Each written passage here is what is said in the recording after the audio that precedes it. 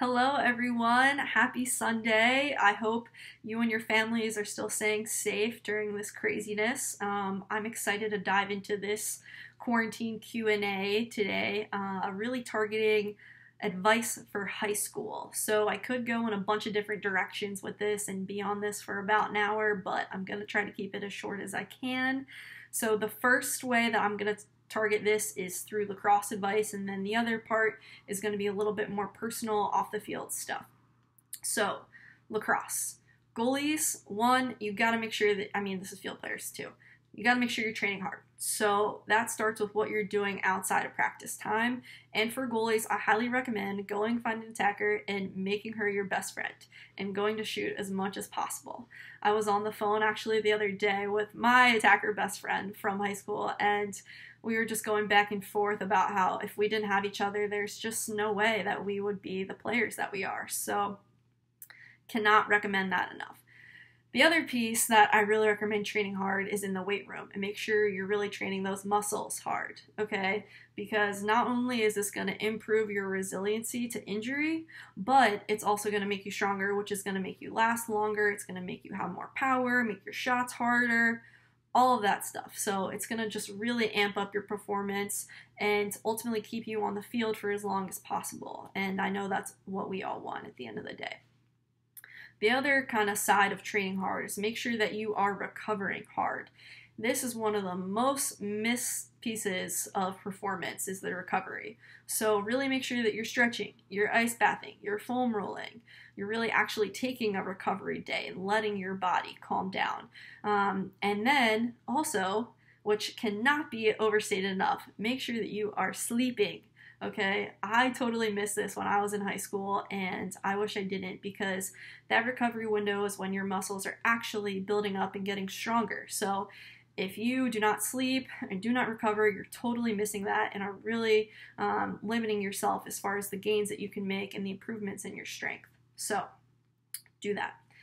The other thing I would highly recommend is to watch as much lacrosse film as you can. Ask your coaches questions about it. Try to get the lacrosse IQ up as much as you possibly can, because it's going to significantly improve your play and your ability to make quick decisions on the fly and make good quick decisions, because there are quick decisions people can make, but making the right one, that is when the IQ comes in handy. So definitely do that. The last piece of advice, and probably the most important, is how you set up your goals and frame your goals in your mind. I definitely made the mistake of that. I was really narrow focused and way too big with what I wanted to do. I wanted to do so many things, but it was really hard to quantify and break down. So I was never really feeling like I was making progress or had any indication of success. So instead, what I recommend is you make those goals controllable and you make them more about the process of getting better. So a certain aspect of your game. So say, I have a hard time holding. All right. So my goal is to work on holding. I need to do X, Y, and Z. I'm going to do, A, B, C to work on that 3 times a week. I'm going to take the video camera out and film myself and judge my progress. And if I'm not, my end date is 2 weeks, 3 weeks, and I'm going to be working on this really hard. And if I'm not seeing progress, okay, I need to talk to coach and I need to find out something else, a different way of improving the skill, because I'm not making progress towards this one simple thing that I'm trying to get better at.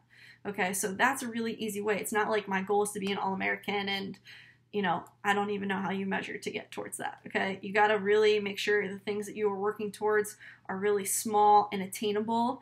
And, if I did my ABC drill, check, check, check, I can feel good about that because that was a success in moving me towards my goal of improving that skill. You can do this for a bunch of different skills too. And I'm happy to answer more questions about that too if you guys are curious. So, off the field, all right? The biggest thing that I want to emphasize is that you take the time now to work on your mental skills.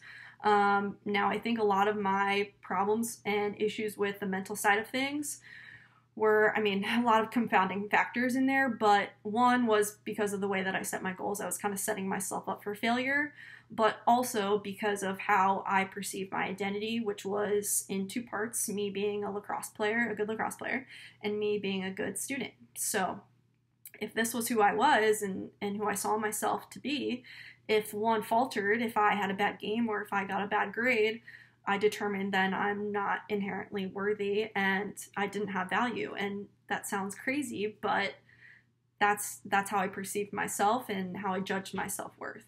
And instead of, taking that B and being like, okay, well, maybe I got X, Y, and Z wrong, and I need to work on those things and learning that to be, to get a better grade the next time. Or with the lacrosse, wow, I got scored on 5 goals, 5-hole. I just need to work on 5-hole. It doesn't mean I'm a bad lacrosse player. I'm a bad person. Okay. And, a lot of that is fixed growth mindset, but also, again, ties into that process and outcome too. So really taking the time to actually practice your mental skills, because it is a practice. It's not like people are just born with a great mentality.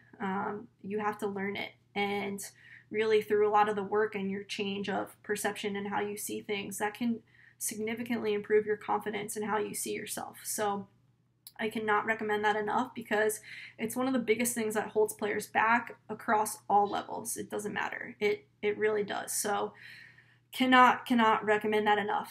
The other part of that I would just recommend on the side is just really exploring your ideas, your interests, your hobbies that will also help with that identity piece.